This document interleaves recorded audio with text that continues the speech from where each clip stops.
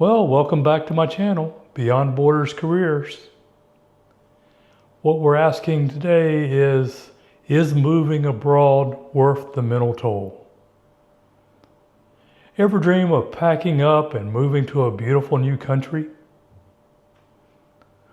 What if I told you that beneath the stunning landscapes and exciting new cultures, there's a hidden struggle that no one really talks about? This isn't about missing home. It's about the invisible emotional burden that living abroad truly carries. And it's far more profound than you might imagine. So what we're going to talk about today is when you move abroad for work or just to retire or even just for a long-term tourist thing, or if you're a digital nomad, one of those types of people, there's some challenges that you're probably not thinking about. So it definitely can carry it may not be a big deal for 1 week or even a month, but over time it will start to wear on you. There's an initial excitement, you're in a new culture, you're meeting new people, there's new scenery, maybe there's more people, maybe there's less people. There's something that gets you excited about it. But over time, the routine's going to set in.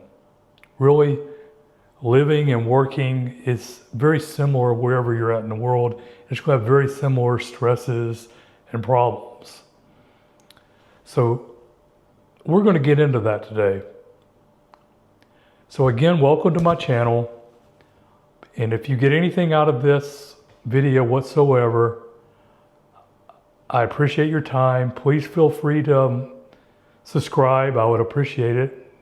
We have lots more new videos coming, so feel free to keep checking back in. I should be posting at least 2 or 3 a week for the foreseeable future. I got kind of a list of ones I'm getting through now as I write scripts.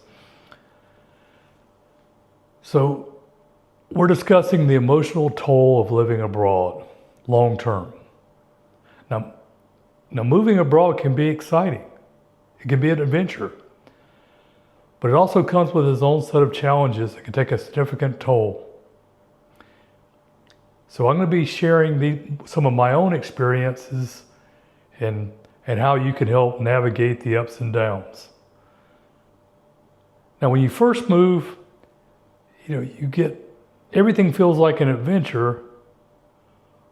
There's new places to explore, new people to meet, new stores to shop in, new roads to drive down, new cultures to immerse yourself in. It's thrilling. But as time goes on, the reality of living in a foreign country starts to set in. The reality sets in. After the initial excitement fades, there's some challenges.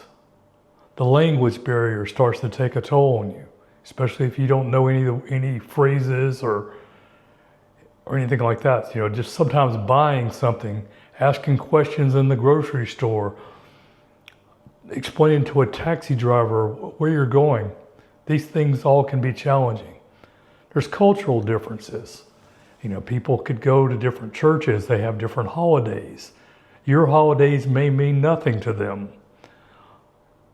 In some Muslim countries, Christmas means nothing to them. So you have to learn to deal with that.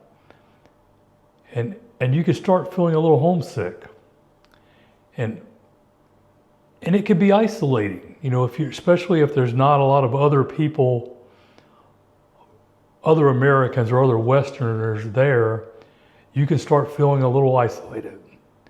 You kind of lose your emotional support from your family and friends back home if you're separated from them. I've often felt lonely and disconnected from my support system back home over the years I've worked abroad. And I've been working abroad for over 25 years. There are times when I've questioned my decision and struggled with my identity. And it's important to acknowledge that these feelings and understand that they're just normal part of the experience. To cope with these emotional challenges, I found it helpful to stay connected with loved ones through regular calls and visits. I try to get home at least twice a year, but at a minimum, you got to get home at least once a year.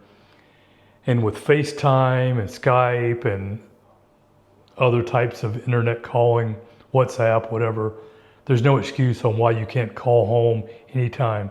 But you also have to remember there could be a huge time difference. So you could end up, maybe it's late at night where you're at, but your family is early in the morning. So you have to plan for that. Joining local groups and communities also help, kind of provide a sense of belonging. Usually your coworkers where you work, they have barbecues, outings, things like that. Get involved in things like that. It really helps your mental well-being. And also don't stop trying to seek professional help if you need it. If you're struggling, mental health is just as important as physical health. I also suggest that wherever you're at in the world, exercise regularly. If there's a gym in the town that you're living in, join it.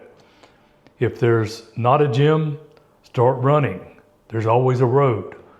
There's always a floor where you live. You can do push-ups, sit-ups, and that sort of thing. And another issue I haven't mentioned yet is, what do you do about mail? What do you do about receiving Amazon packages? Now, it's not like at home where you can just go on Amazon.com, order something and it shows up that day even, or the next day, or later on in the week. Maybe getting a delivery like that is impossible. So you have to depend on getting everything locally.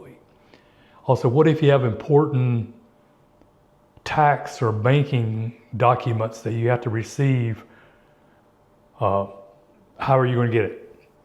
So what I found helps with that, with regular letter mail type stuff, I usually you could have it sent to a family member or somebody that you really trust.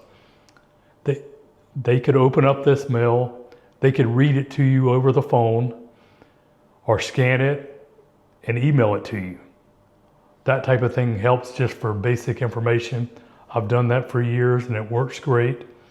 Also, if there's something important that you need to get that's maybe not available in your country you're living in, there's usually somebody, another American that you know, who happens to be in that country.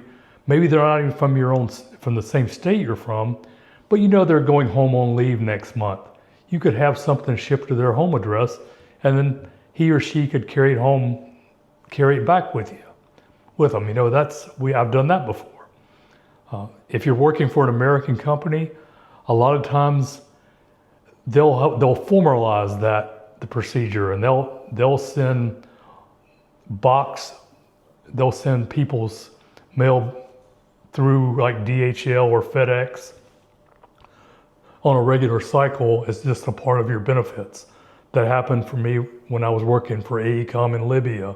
So we usually got mail at least 2 or 3 times a month. But getting large Amazon packages, that just was not possible. But you just have to find a balance and just understand that all the conveniences you have at home are not going to be available when you're overseas. Now, in conclusion, living abroad can be a roller coaster of emotions, but it's also an opportunity for incredible growth. If you're going through this, know that you're not alone. Share your experiences in the comments. If you've lived or worked abroad, I'd really like to hear them because everybody's experience is different. Let's support each other. I want to make this into a community. Thanks for watching, and don't forget to like, share, and subscribe for more content. It's coming. Thanks a lot, and bye-bye.